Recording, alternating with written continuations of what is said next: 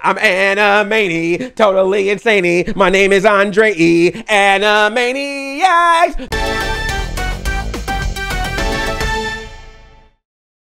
Hi, I'm Andre, and I'm a black nerd, and it's time for Animaniacs. Like, literally, it's time. Like, the show is out now. Let's talk about it. The new Animaniacs series has come out on Hulu. Reboot, revival, whatever you want to call it. The Warner Brothers and the Warner sister and Pinky and the Brain are back. They left everyone else behind, but they are back to give us some brand new episodes. And I've watched all 13 of the new episodes on Hulu. Overall, I absolutely love this show. It's a mostly good show. Like, there's definitely a couple elements that's like not exactly there, but for the most part, the show 22 years after the original ended, you're still getting the wacky gags, the satirical content, the snappy dialogue, the topical humor, the musical numbers is all in there. So that stuff is great. It really does an amazing job of balancing new and nostalgia. Like, it feels like the old show in spirit. It's just some of the references and some of the things that they do in the show are a little bit more current. In fact, it does this so much and I'm like, well, who is this show for again? Because they mentioned a couple of times in the show, oh, we're a kid's show. And I'm like, I feel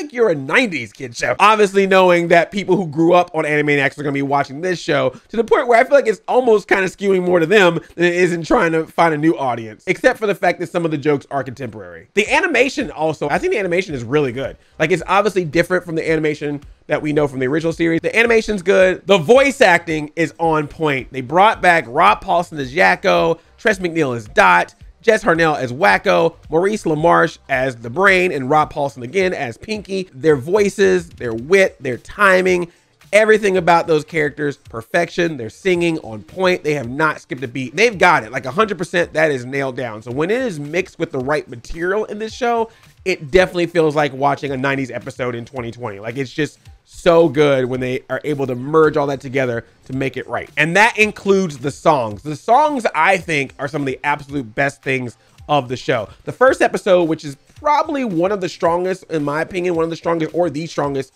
episode of the 13 episode season, that has two songs in it. One's about what all the Warners missed since they've been gone, and another song about reboots, making fun of reboots while they themselves are a reboot. I never thought I would see the day that Animaniacs would reference DuckTales and That's So Raven in a song.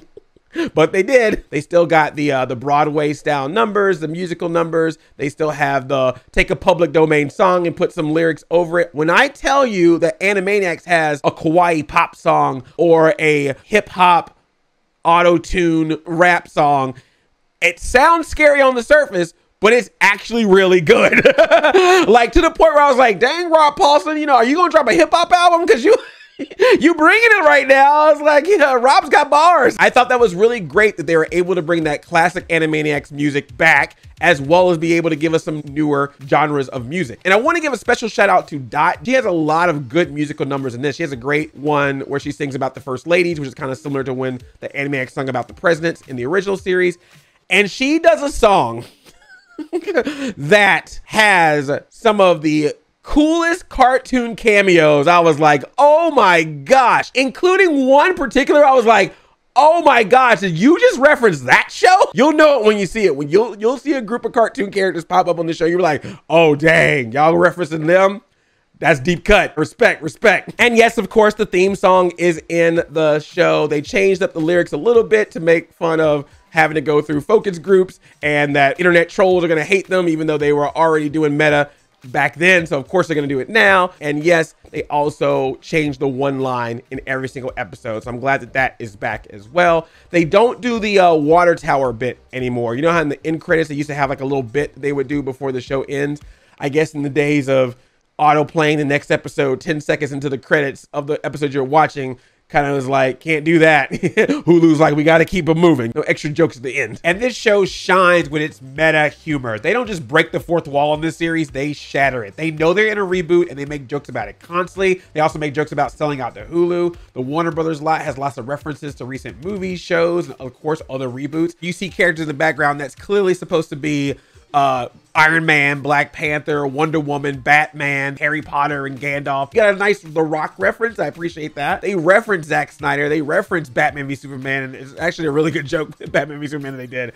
And there's even references to classic Animaniacs bits. Pinky and the Brain are also back, and I would say that Pinky and the Brain, when you're looking at old show to new show, what feels the exact same? Pinky and the Brain feels the exact same. The Brain trying to take over the world, Pinky and his humor, their relationship. Most of it takes place present day, and they're able to play with current technology like artificial intelligence, the NSA, and smartphone devices. They do a really good job in showing what the Brain was doing between 1998 and present day, and how some of the technology that we have is because of him. It was all his attempt to try to stop us, to take over the world. You can see why they brought this back. I mean, they do such a good job with that there's a couple of times where I was like, the people working on this show, did they just want to do Pinky and the Brain? I feel like that they were like, you have to do Animaniacs, but they're like, we really want to do Pinky and the Brain. Okay.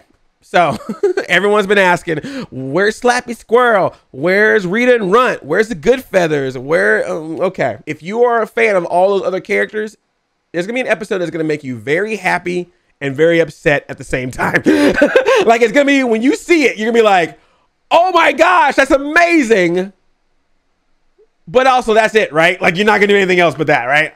Okay. What they do is pretty amazing. If you like those characters, those other characters, like, oh, that's cool. But don't expect more than that. And they do try to do a couple of new segments, and those segments are okay, but there's not one of them that makes me go, well, that was worth losing Slappy Squirrel over. When you watch the classic Animaniacs, you never know how many segments you're going to get per show. Like, some episodes, you could actually have like 6 or 7 segments in one half-hour episode because they're throwing in some mime time or Randy Beeman's mom or good idea, bad idea. Whereas the new Animaniacs, a Warner segment, a Pinky and the Brain segment, and then a third thing, which is usually either a song the Warners do, a shorter sketch, but the show is like a similar structure every episode. Because of that, the sort of timing of Animaniacs feels a little bit different, because you have some segments of this new series that are really good to the point where you're like, you can make this longer, but instead, because of the structure, they have to cut it short. For example, if you watch the Animaniacs trailer, there was a little bit that showed, oh, the Animaniacs are gonna be like anime characters. And I got really excited about that because I was like, oh, that might be an entire episode, but it's not. But they did such a great job with the anime portion that I was like, that could have been its own episode. They literally could have called it Animaniacs, like it's right there for you. There are other segments that you're like, this is really good and entertaining,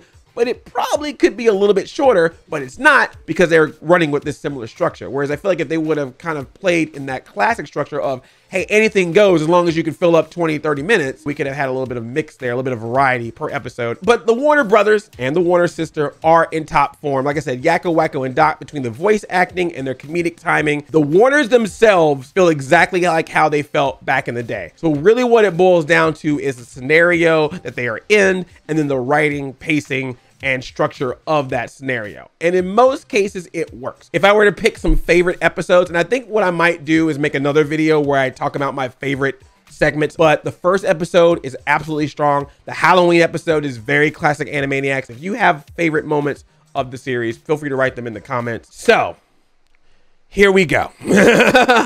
Let's talk politics. So of course that was the question before Animaniacs even came out, and especially when a couple of references were noticed in some of the trailers. How political is Animaniacs gonna get? And I'm like, Animaniacs literally had Bill Clinton playing the sax in its theme song in the original series. So much political humor was always a part of Animaniacs. And that's not just the politics of the 90s, but also the history of politics. And I love it when Animaniacs skewers politics. It's definitely something that can easily be made fun of. So of course, if you bring the Animaniacs back in 2020, you have to mention Obama, Russian interference, Hillary Clinton, Trump, the election. So anyone saying that Animaniacs shouldn't have politics, that's a lie. It's stupid. Of course they should, and they do it well.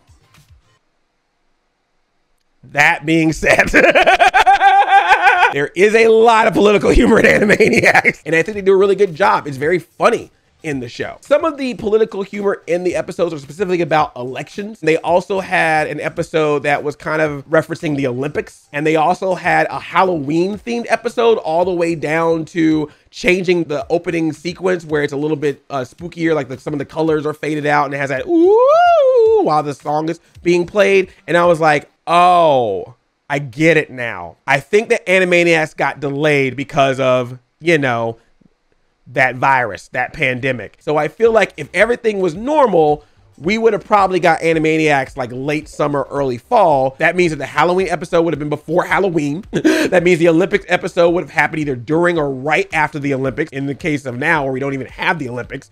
And all the election political humor would have played before the election. So I think this is more of a case of timing than it is abundance. Yeah, there's a few jokes about Trump in this, but that was probably because they're like, look, this might be our only chance. So I'm assuming what's probably gonna happen is that when we go into the second season, we're probably gonna see more jokes on different types of things. Now they're not trying to time it with something very specific that's happening at the time. If that makes sense. Does that make sense? It's not gonna matter because it's about politics, so everyone's gonna be on their side and yelling. I wish I never even talked about this or brought it up in the first place. That being said, I really enjoyed this show. Overall, this show is great. There's a lot of segments in this that work more than they don't. There's so many references and quick jokes that I loved. Songs are amazing. So that was really good. It's not perfect. It's not the absolute like true to form just like it left off, but it has enough of the elements that I think makes it work and still has the potential of even getting better. I had a lot of fun with this. I laughed very hard. There was so many times I was busting the gut, and we'll probably watch some of these episodes again just to see if I can catch any more jokes or references that maybe I missed the first time. But luckily, the original series is also on Hulu as well. So if you're feeling more like, I like the original one, Hulu got you covered. They knew what they were doing. If you've seen Animaniacs, what did you think of it? What are your favorite parts of it? Do you agree with my theory that this was probably a show that was supposed to air earlier in the year? Let me know what you think about the show overall. Be civil. You know, obviously I know people's childhoods are attached to a lot of these things, but it's a cartoon. It ain't worth getting all worked up over. Just like the Animaniacs said back in the day, please, please, please get a life foundation. Says the guy who just talked forever about a daggone cartoon on YouTube. So who am I to make fun? You're a part of the problem. I love you like a play cousin of 95,000. Good night, everybody.